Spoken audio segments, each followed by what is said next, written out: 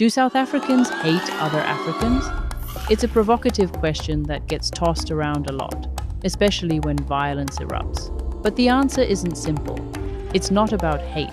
It's about history, economics, and survival. South Africa is one of Africa's most industrialized countries, a hub for work, business, and education. That means millions of people from Zimbabwe, Mozambique, Nigeria, and other African nations move there looking for a better life.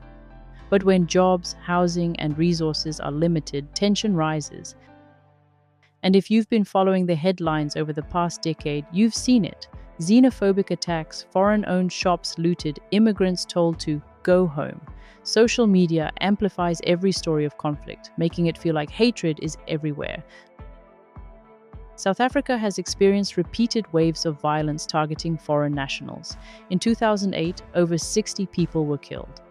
In 2015 and 2019, more violence erupted. The attacks are rarely directed at white foreigners. They specifically target Black African immigrants. Many call this Afrophobia. But why? South Africa's history of racial segregation left deep economic inequalities and a devastating sense of scarcity.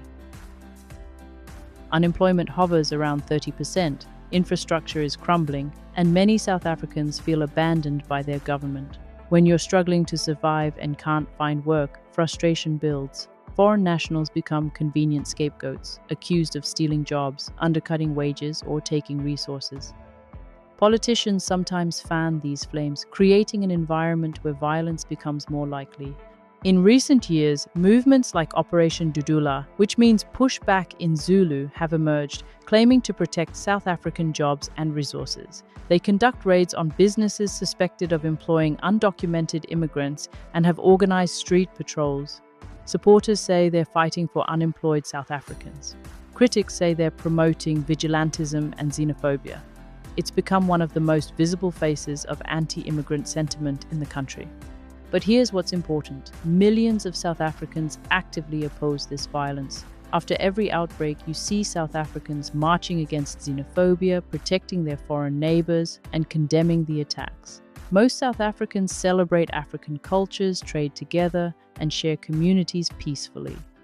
So what we're really looking at isn't a nation that hates other Africans. It's a nation grappling with profound economic challenges, the legacy of its painful past, and competition for scarce resources. The violence is a symptom of these deeper problems, not evidence of inherent hatred. So do South Africans hate other Africans? No.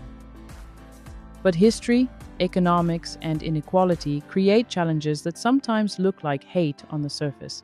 Understanding the why behind it, that's the first step toward real change.